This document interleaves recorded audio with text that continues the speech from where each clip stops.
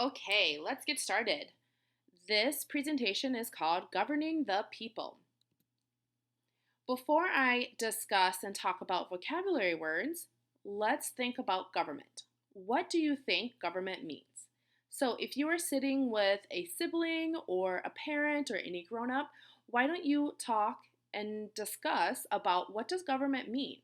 If you are watching this video by yourself, well, why don't you think to yourself about what does government mean?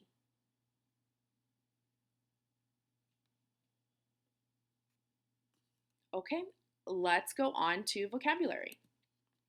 The first vocabulary word is citizen. What is a citizen? It's a person who lives in and belongs to a community. Citizen. Government. Government is a group of citizens that runs a community, state, or country. Government. Law. A law is a rule that citizens must follow.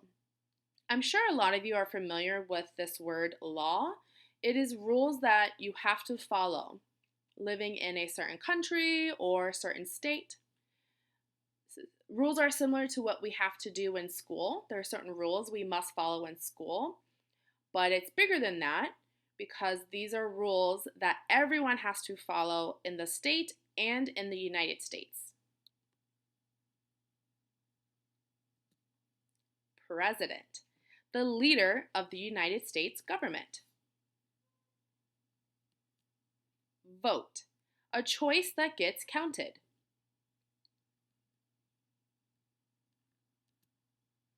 Okay, we've discussed some vocabulary needed for this lesson. Let's go to our brain pop video.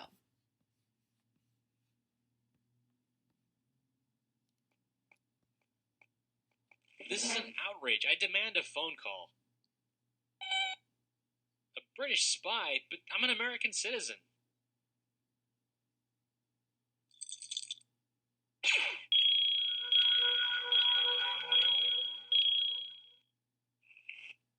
Dear Agent Moby, what does it mean to be a citizen? From Dan. You want me to prove my citizenship by answering this letter? Alright, mister, I'll play your game. A citizen is a legal member of a community like a city, state, or country. Citizenship guarantees you certain rights, but it comes with some responsibilities too. Every country has citizens and its own definition of citizenship. But since I'm trying to prove my allegiance to my native land, let's focus on what it means to be a citizen of the United States. Every U.S. citizen is a free and equal member of American society and gets to enjoy all the rights guaranteed by the Constitution. That's the document that lays out the plan for our government. It's the supreme law of the land. The basic rights of American citizens are listed in the Constitution's first 10 amendments, also known as the Bill of Rights. The Bill of Rights guarantees all citizens freedom of speech and religion, the right to privacy and trial by jury, and a whole bunch of other important protections. Later amendments to the Constitution added new rights and protections.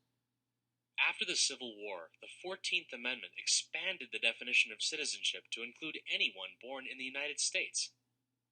It also guarantees all citizens equal protection, so a state can't pass a law that denies you your constitutional rights.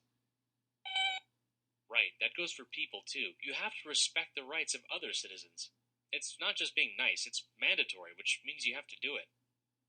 There are other mandatory responsibilities too, like paying taxes, serving on juries, and basically obeying the law. If you don't follow up on these responsibilities, you could face a punishment, like having to pay a fine or even serving time in jail. Then there are responsibilities that aren't mandatory, but highly encouraged.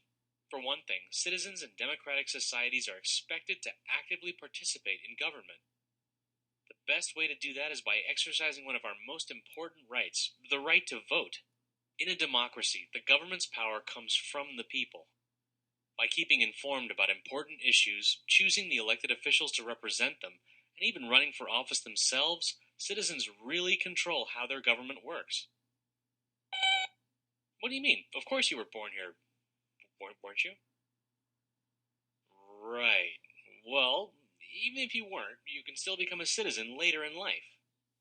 The U.S. is known as a melting pot, a mixture of people from many different ethnic backgrounds. Most American citizens either moved here from other countries or descended from people who did. These immigrants have come from all over the world, leaving their home countries to start new lives. To become an American citizen, immigrants have to go through a process called naturalization. To be naturalized, you need to live in the US, and you should definitely know how to read and speak English. After you fill out an application form, you get interviewed by an immigration officer, and then you take a citizenship test. Relax, the interview is just to make sure that you're eligible for citizenship, that you're not a dangerous person, and that you respect the Constitution. And the test makes sure you have a basic knowledge of US laws, history, and symbols like the American flag. Once you pass the test, you attend a ceremony where you take an oath of allegiance, and presto, you're officially a naturalized citizen. No, it's not exactly a walk in the park, but it's not supposed to be. Citizenship is a privilege that reflects our democratic values and brings people from many backgrounds together under one national identity.